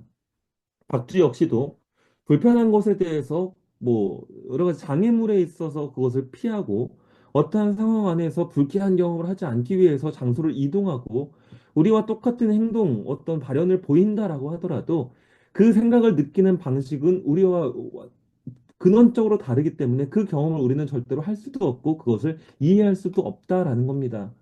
그렇다면 기계가 설사 알아서 판단하고 행동할 수 있다라고 하더라도 과연 기계가 인간으로서 어떤 느낌을 가지고 행동할 수 있는가? 그럴 수 없다라는 것에 대해서 이야기를 하게 되는 겁니다. 결국 우리가 어떤 생명체의 의식을 설명하기 위해서는 1인칭의 입장으로 그 입장에서의 체험이 어떤지를 설명할 수 있어야 하는데 이 객관적인 과학 3인칭에서 인간을 바라보는 이 기술은 주관적인 체험에 도달할 수 없다라는 것이죠. 그렇기 때문에 기계, AI, 뇌의 신경회로만 그럴듯하게 분석하고 모방한다라고 해서 이 의식을 이해할 수 없다라는 것을 이 박쥐의 의식 논변은 시사하고 있습니다. 그렇다라는 차원에서 우리가 AI 기술을 사용하는 데 있어서 이것을 잘 사용하고 자유의지에 있어서 우리가 이제 침해받지 않기 위해서 이러한 식별 능력을 키워야 한다라는 것. 그리고 여러 가지 어떤 예를 들면 뭐 그런 것들이 있을 수 있겠죠. 챗GPT를 사용하는 데 있어서 이 챗GPT 혹은 뭐 AI 기술은 기계에 의해서 운용되는 것이라는 것을 명시해 준다거나 혹은 이제 로보틱스라는 우리가 관점에서 여러 가지 AI 기술이 발전됨에 따라서 현재 계속해서 개발되고 있는 것이 로봇과 관련된 문제지 않습니까? 자, 이 로봇을 개발하는 데 있어서 인간으로서 우리가 한 인격체로서 그를 상대하지 않도록, 로봇을 대하지 않도록 이제 그것에 대한 어떠한 이제 윤리가 또 필요하다라는 여러 가지 논의가 지속적으로 앞으로 제기될 것이다라는 것을 예견할 수 있습니다. 이제 AI와 관련해서 우리가 고려되어야 할 사항을 그래서 이야기하게 되는데 시간이 이제 거의 다 된 관계로 조금 급하게 말씀을 드리도록 하겠습니다. 결국 인간은 자신의 존엄성에 기반해서 도덕적 책임을 지는 인물로서 결국에는 자신의 결정에 자유를 행사할 수 있어야 된다라는 것이죠. 자, 인간만이 도덕적 양심에 따라서 선을 사랑하고 실행하며 악을 회피하도록 어떤 양심을 가지게 된다. 그리고 그것에 따라서 내 행동을 인도하게 된다라고 한다면 인간의 지능은 기술을 설계하고 생산하는 것뿐만이 아니라 진정한 이익에 부합하는 방향으로 기술을 개발하고 사용해야 한다라는 겁니다. 특별히 이제 기술 제품에 있어서 이것을 개발하는 사람들은 시스템에 내포된 인간에 대한 이해와 전반적인 비전을 고려해야 한다라고 이야기를 하게 됩니다. 자, 책임의 개념에 대해서도 우리가 이야기를 할 수 있는데, 우리가 어떠한 인류의 어떠한 공동선, 그리고 우리가 그리스도교인 혹은 그 그리스도교인으로서, 개신교인으로서 우리가 살아가는 데 있어서 공동선과 자유, 책임과 형제에 대한 비전을 바탕으로 한 윤리가 선행되어야 하는 것이 우리가 이제 하나님의 어떠한 세상을 우리가 구현하는 데 있어서 중요한 어떤 요소가 되고 이것을 반드시 기술 개발 혹은 기술 사용에 있어서 고려되어야 한다라는 것을 강력하게 교회는 이야기합니다. 자, 그리고 이제 몇몇 거대한 기업들이 권력을 집중적으로 소유하게 됨에 따라서 여러 가지 AI 운영 프로그램에 있어서의 어떠한 조작들, 그것에 대한 문제들도 제가 논문에다가 많이 서술해 놨는데 그것을 자료로 참고해 주시면 되고 분명히 이제 AI 같은 경우에는 인간의 자유와 의사결정에 이제 영향을 미치므로 그것에 대해서 침해하지 않도록 누구와 상호작용하고 있는지 식별할 수 있는 능력을 반드시 이야기해야 한다라고 이야기할 수 있고 특별히 잘못된 정보에 오염되지 않도록 해야 한다라는 것을 이야기합니다. 자, AI가 이제 영향을 미치는 영역과 양립하지 않는 원칙들에 대해서 우리가 이야기를 하게 되는데, 로마 요소와 관련된 내용은 제가 그냥 간단하게만 이렇게 설명을 드리도록 하겠습니다. 자세한 내용은 첨부된 그 자료를 이제 활용해 주시면 될 것 같은데, 일단 AI가 영향을 미치는 세 가지 영역이 윤리, 교육, 인간의 권리와 같은 것들이다라는 것에 대해서 이 로마 요서는 이야기하고 있습니다. 이 로마 요서는 사실 되게 짧은 어떤 문헌이기 때문에 아마 쉽게 읽을 수 있을 것 같은데, 자, 이 세 가지 영역, 특별히 윤리와 교육, 인간의 권리에 특별히 많은 영향을 미치기 때문에 주의를 기울여야 된다라고 이야기를 하고 있습니다. 자, 그러면서 이제 여섯 가지 원칙에 대해서 이야기를 하는데, 양립되지 않으면서 모두가 고려되는 것이 가능한, 자, 여섯 가지 원칙이다라고 이야기를 하는 것. 자, 이것은 결국에는 우리가 AI 기술을 사용하는 데 있어서, 혹은 개발하는 데 있어서, 이 여섯 가지 원칙이 동시에 모두 다 내포되어야 한다라는 겁니다. 투명성, 포용성, 책임감, 공정성, 신뢰성, 보안과 사생활 보호인데 여기에서 특별히 이제 투명성에 대해서만 간단하게 말씀을 드리면 어떤 기술의 개발을 하는 데 있어서 인간의 의지도 필요하지만 그 결과가 나왔을 때 이것에 대한 설명이 가능해야 된다라는 겁니다. 자, 특별히 인공지능 같은 경우에는 알아서 발전하는 특성을 가지고 있기 때문에 자, 이 투명성에 있어서 여러 가지 모호한 점이 있을 수 있는데 그럼에도 불구하고 이것에 대한 정확한 기업 윤리가 있어야 된다라는 것에 대해서 이야기하는 것 이것이 투명성이고 나머지 뭐 포용성과 관련된 부분은 예전에 어떤 뭐 구글과 관련된 이제 구글에서 서치를 할 때 10대 티네이저를 우리가 검색을 하게 되면 백인 10대 소년 소녀를 검색을 하게 되면 백인이 나오고 흑인 10대 이제 소년 소녀들을 이제 검색을 하게 되면 침팬지가 나오는 어떤 여러 가지 결과들이 있었습니다. 이러한 것에서 나온 어떤 포용성 그리고 차별에 대한 어떤 금지 자 이러한 것들이 이제 포용성이라고 이야기를 할 수 있고 나머지는 아마 책임감과 공정성, 신뢰성 보안 사생활 보호와 관련된 부분은 이제 이 단어를 통해서 예측할 수 있는 부분이 있을 것이기 때문에 간단하게만 설명드리고 넘어가도록 하겠습니다. 자, 이 윤리와 관련된 부분들이나 이것은 시간의 한계상 나중에 읽어보시면 될 것 같고, 이것은 이제 자료를 통해서만 제공을 드리도록 하고 이제 질의응답을 위해서 마무리를 짓도록 하겠습니다. 자, 우리 그리스도교는 진정한 지혜를 위하여라는 어떠한 이해를 통해서 우리가 하나님의 피조물로서 행해야 할 지혜가 무엇인지, 인간의 지능이 무엇인지에 대해서 다시금 고찰하고 있는 현실이다라고 볼 수 있을 것 같습니다. 도구를 사용하는 인간, 호모 파베르의 역설을 또 예를 들어서 말씀을 드릴 수 있을 것 같은데, 일단 인간이 도구를 만들어 사용하는 능력은 인간의 자연스러운 본성이다라는 것이죠. 자, 그러나 우리가 염두에 두어야 할 것은 뭐냐 하면 인간이 기술을 만들긴 하지만 기술 또한 인간을 만든다는 역설을 결코 무시해서는 안 된다라는 것을 우리는 이야기할 수 있을 것 같습니다. 이 기술은 인간에게 유용함을 주는 어떤 여러 가지 외부적인 도움을 줄 수 있지만 그뿐만이 아니라 의식의 내부적인 변화 또한 일으킨다라는 것을 우리는 알고 있습니다. 자, 결국 그 도구를 사용하는 인간, 호모 파베르는 단순히 도구를 만드는 존재가 아닌 자기 자신을 만드는 도구를 만드는 존재라는 사실을 우리 인류는 기억해야 된다라는 것을 이제 오늘의 논의를 통해서 말씀드리고 싶습니다. 자, 과학기술을 바라보면서 교회는 이야기합니다. 주어진 조건의 악 영향을 개선하고 무질서와 불확실성 안에서도 자신의 삶의 방향을 깨달아 환경의 제약을 초월할 수 있는 개인이나 집단의 창의력과 관대함은 평탄할 만하다. 하지만 가장 뛰어난 과학적 발전, 가장 놀라운 기술 능력, 가장 엄청난 경제 성장이 참다운 사회적 도덕적 발전과 함께 이루어지지 않는다면 결국 인간은 스스로를 대적화될 우려가 있다라고 이야기합니다. 유한한 인간 이성에게 그 어느 때보다도 단호하고 절실하게 요구되는 것은 무엇이 인간에게 바람직한 것인가? 그리고 어떤 기준에 의해서 선택이 이루어져야 하는가? 이것에 대해서 반성할 필요가 있다라는 것. 요컨대 인간성에 대한 반성이다라는 것을 이제 우리는 이 시간을 통해서 이제 이야기할 수 있을 것 같습니다. 진리에 대한 인식이 없다면 인간 자신이 어디로 가고 있는지 알지 못하며 심지어 자신이 누구인지도 발견하지 못한다라는 베네딕토 16세 교황님의 말씀처럼 이제 우리 그리스도교에서 이야기하는 것은 특별히 진리이신 하나님께 개방적인 태도를 지녀야 한다라는 것, 그리고 하나님께 대한 경외심을 가질 것을 강조하게 됩니다. 그럴 때 인간은 자신의 한계에 대한 유혹에 빠지지 않게 되고 자신의 겸허히 그리고 우리가 이제 겸손하게 그것을 받아들이게 되고 수용하게 되고 그리고 인간을 진정으로 발전시키는 방향으로 기술을 올바로 책임 있게 개량해 나갈 수 있을 것이다라는 것. 자, 이것을 우리가 염두에 두었을 때 과연 하나님의 구원 사업에 동참해야 할 인간은 하나님으로부터 받은 창의성을 어떻게 사용하고 있는지 언제나 숙고해야 된다라는 것.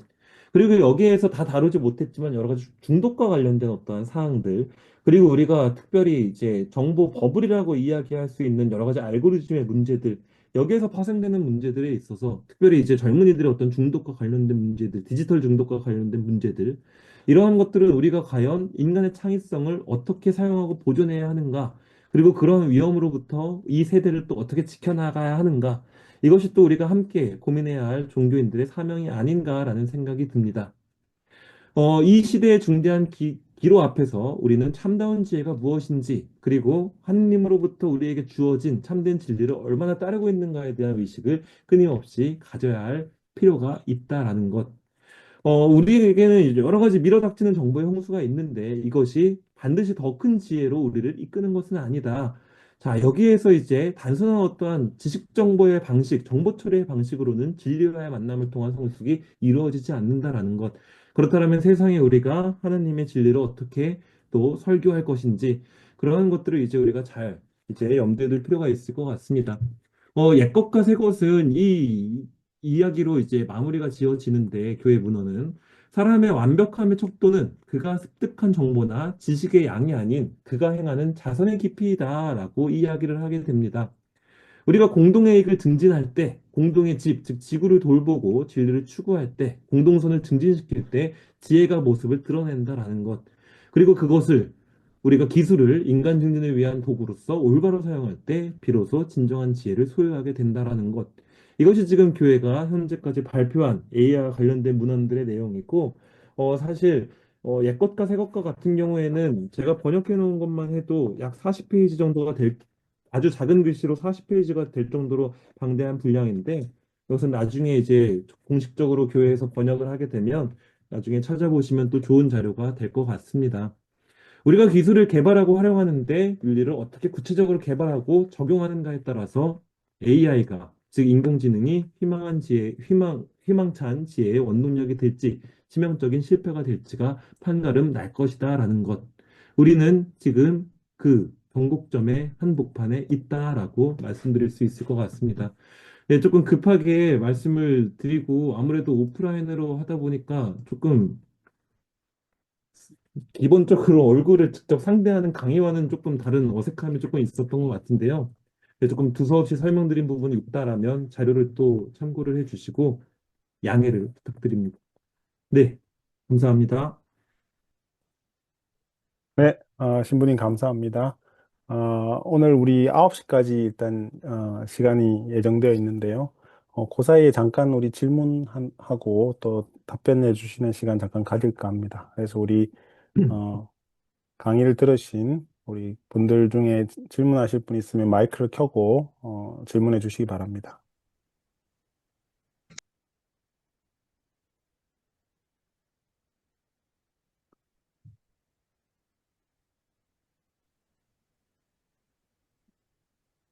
네, 질문하실 분 없으신가요? 아마 뭐 여러 가지 생각들을 하고 계실 것 같은데요. 기탄 없이 자유롭게 질문해 주시면 될 것 같습니다. 제가 할까요, 그럼? 네, 저는, 네, 네, 안 하고 싶은데, 어, 이 시간이 너무 아깝기도 하고, 오늘 말씀하신 내용이 너무 숙고해야 될 내용이 너무너무 많은데, 하나도, 하나라도 건질까 해서 질문을 드립니다.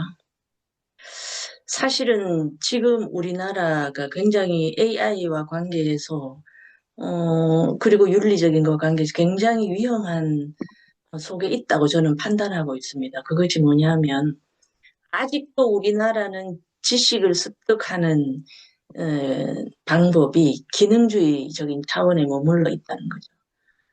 이 기능주의적인 차원에 머물러 있다가 보니 AI가 가지고 있는 AI의 이 속성과 너무 잘 맞아 떨어진다.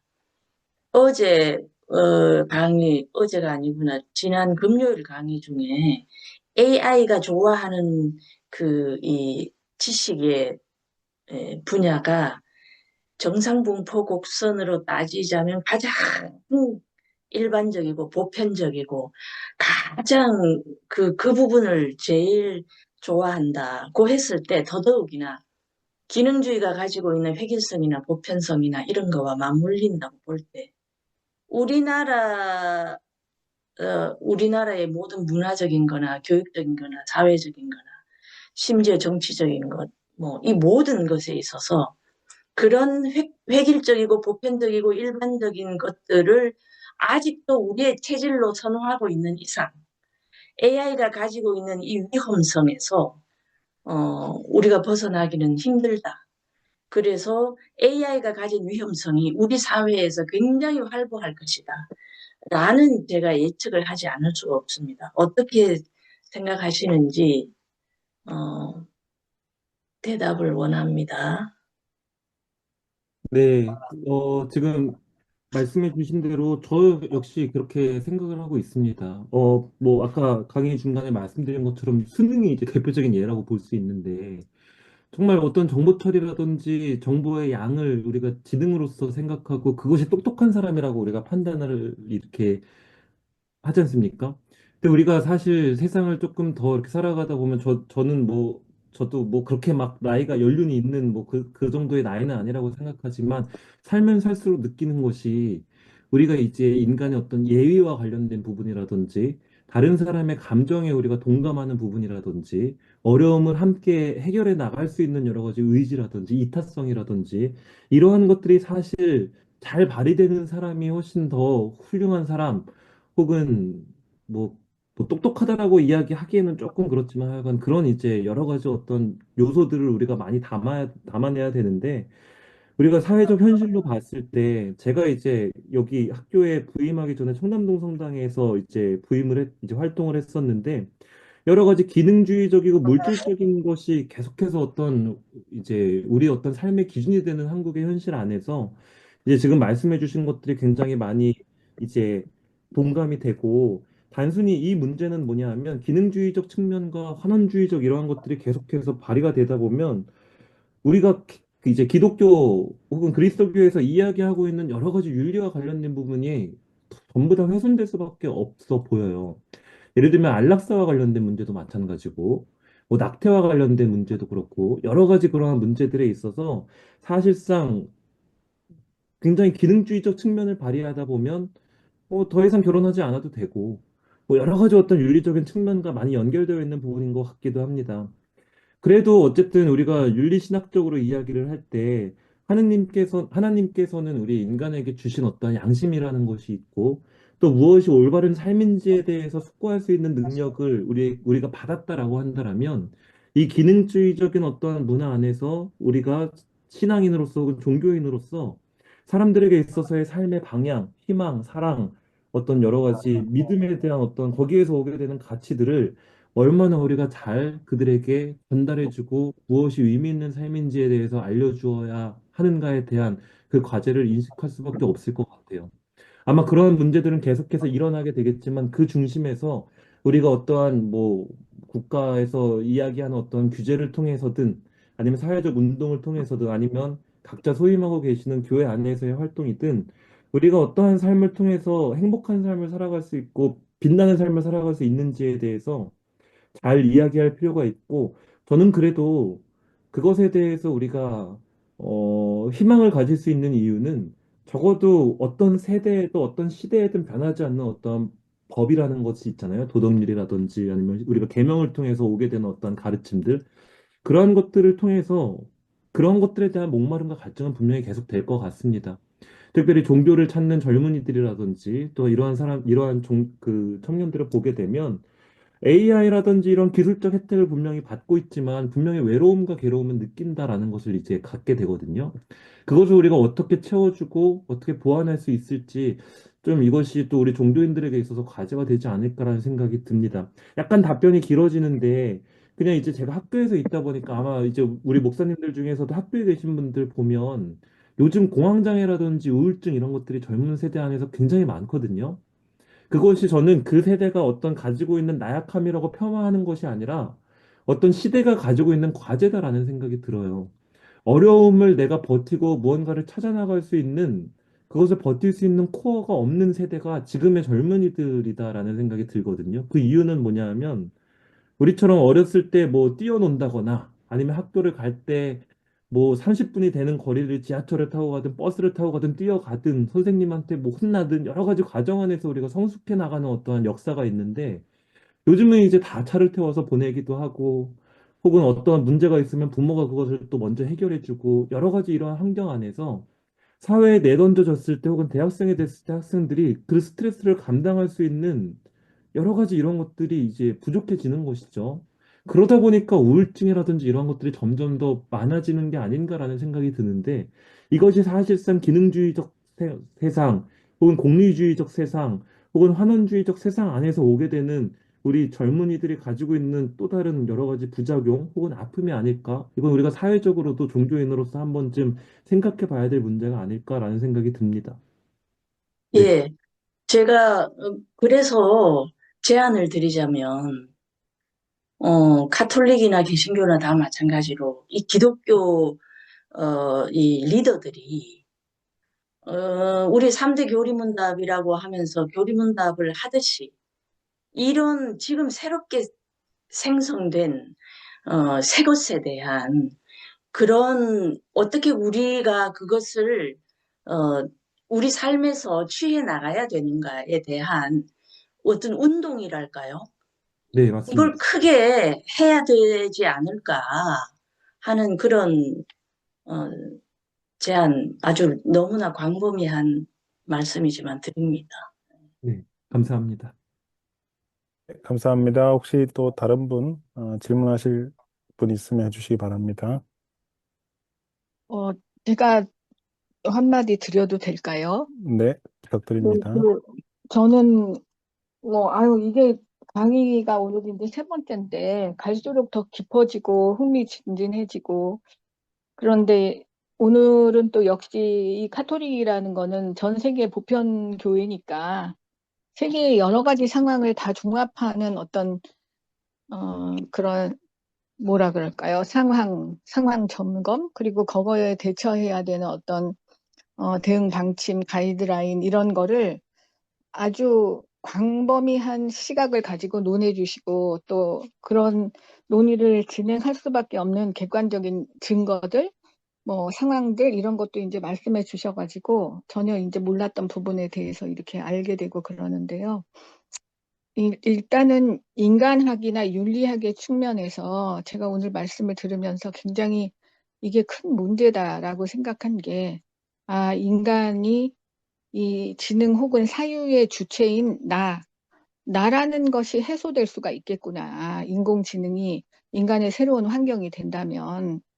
그래서 여기서 특별히 문제가 되는 것이 자유의 상실. 자유가 없으면 책임도 없는 거니까 책임도 없어지는 거죠. 이제 그러면은. 그리고 이제 두 번째로 또 굉장히 큰 문제가 이 관계를 맺을 수 있는 능력이 상실되는 거. 이게 이제 굉장히 큰 문제라는 생각이 들어요. 그래서 사실은 관계를 맺는다는 것도 뭐 결혼을 했거나 연애를 해보셨거나 뭐 누구라도 조직 생활, 그러니까 나 외에 다른 사람하고 같이 살아본 경험이 있는 분들은 다 그런 걸 느낄 거예요. 결국은 나와 다른 상대와 내가 지금 이 시간과 이 공간에 같이 공존해 있기 위해서는 상대방의 어떤 저항을 내가 받아내야 한다. 그러니까 나하고 똑같은 사람이 앉아 있으면 나에게 어떤 저항도 올 게 없잖아요. 근데 나랑 다른 사람이 오면 뭐 예를 들어서 나는 밥을 먹고 싶은데 저 사람은 오늘 저녁에 국수를 먹고 싶어 한다.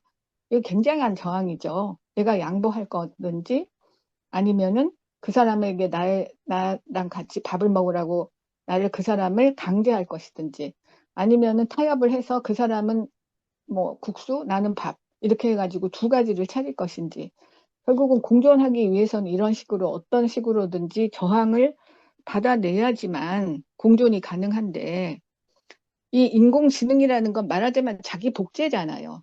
내가 원하는 것. 그러니까 어떻게 생각하면 저항을 전혀 하지 않고 비유 맞춰주고 아첨해주고 뭐 그걸 위로라고 생각하는 사람이 있죠. 많죠.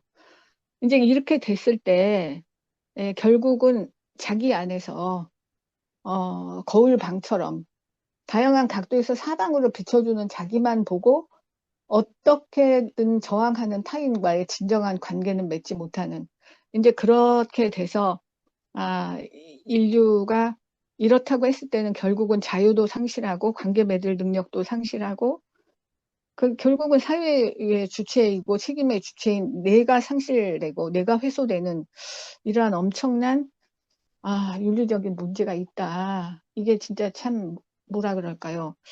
대단히 이제 무서운 일이라는 생각이 들고요. 그래서 앞으로는 이 교수님께서 말씀해 주신 것처럼 이 청소년을 이러한 디지털 중독에서부터 어떻게 그 참다운 어떤 인간과의 관계, 공동체성, 연대, 그리고 책임과 자유 이런 거를 해 갈 수 있는 사람으로 양성해 갈 것인가 이런 게 굉장한 그 목회의 주제가 되겠다. 1차적으로는 디지털 중독으로부터 우리 청소년을 어떻게 보호할 것인가. 이거는 지금까지 뭐 전도봉사 헌금, 뭐 순교 이런 것만 생각하는 종래의 어떤 목회적 관심 가지고는 도저히 파악할 수 없는 정말 새로운 과제다라는 이제 이러한 생각이 들었습니다. 그래서 뭐 기회가 있으면은 카톨릭 같은 데에서는 디지털 중독 이런 거로부터 청소년 어떻게 보호하고 계시는지 그런 이야기도 좀 구체적으로 듣고 싶었어요. 시간이 너무 없어가지고. 네. 네, 감사합니다. 우리 그 양현애 교수님 하신 말씀에서 혹시 신부님 뭐 잠깐 코멘트 가능하실까요? 네, 일단 우리가 이제 참 우리의 어떤 여러 가지를 생각해 보면 같은 종교인으로서 좋은 말씀 먼저 감사드리고 이제 샤르트르가 타인은 지옥이다라고 이야기를 한 반면에 레비나스 같은 경우에는 타인의 얼굴에 대해서 이야기를 하면서 타인의 얼굴이 나의 자유를 침해한다 하지만 그것이 결국에는 나의 자유를 책임감으로 연결시킨다라고 이야기를 이제 하는 것처럼 우리가 이제 어떤 근대에서 현대로 넘어오게 되면서 2차 세계대전이라든지 여러 가지 여기에서 오게 되는 인간의 폭력성이 타인을 어떤 적으로 인식하는 것에서 이제 시작되었다라는 것에 대해서 현대 철학자들이 많이 이야기를 하거든요. 근데 그러한 관점에서 말씀하신 대로 인간 관계 안에서 다른 사람의 얼굴을 보지 않고 또 인터넷을 통해서 이렇게 되는 어떤 문화에 대해서 우리가 분명히 관심을 기울일 필요는 있을 것 같습니다. 그리고 그냥 어떤 책에서 제가 본 내용인데 정확히 기억은 나지 않습니다만 우리 젊은 세대들은 그러한 이야기를 하더라고요. 예를 들면 우리가 만약에 저희가 뭐 목사님들이 혹은 제가 어떤 공적인 자리에서 뭐 젊은 게 무조건 좋아. 여성은 예뻐야 돼. 남성은 잘생겨야 돼. 이런 거에 대해 혹은 좋은 옷을 입어야 돼라고 이야기하면 굉장히 사회적 지탄이 되는 이야기인데 지금 우리 젊은 세대들은 사실상 그 이야기를 끊임없이 듣고 있다라는 거예요. 아예 대놓고. 너 얼굴 예뻐야 돼. 너 살 빼야 돼. 이런 얘기를 뭐 좋은 옷을 입고 좋은 집에 살아야 돼라는 것을 우리 젊은이들은 하루의 대부분의 시간에 그것을 계속해서 느낀다라는 거예요. 그게 뭐냐 하면 핸드폰을 통해서 혹은 미디어를 통해서 보이는 모습들이 결국 그것에 대한 강요로 오게 되면서 여러 가지 어떤 삶의 가치나 이런 것들이 여전히 세속적으로 계속해서 물든다라는 것에 대해서 이렇게 그 내용을 보면서 동의한 바가 있는데 여러 가지 이러한 것들에 대해서 우리가 삶의 중심을 어디에 두어야 할지에 대해서 이제 우리가 이야기하는 것이 우리 종교인들의 어떠한 사명이다라는 생각이 듭니다. 그 디지털 중독과 관련해서 여러 가지 프로그램들이 있기는 한데 여기서 다 말씀드릴 수는 없고 어쨌든 디지털 중독 그런 것들이 우리 문화 어떤 홍보부나 이런 데서 이렇게 활용하는 차원들이 있는데 그것도 사실상 막 어떤 본인이 의지를 가지고 참여하지 않으면 그것에 대해서 또 참여할 수 없다라는 측면에서 이것이 사회적인 운동으로서 어떤 흐름으로 가야 될지는 좀 더 고민이 필요해 보입니다. 네. 네, 감사합니다. 우리 시간 관계상 혹시 뭐 그래도 꼭 이 질문 해야 되겠다 싶으신 분 있으면 마지막 한 분만 더 받도록 하겠습니다.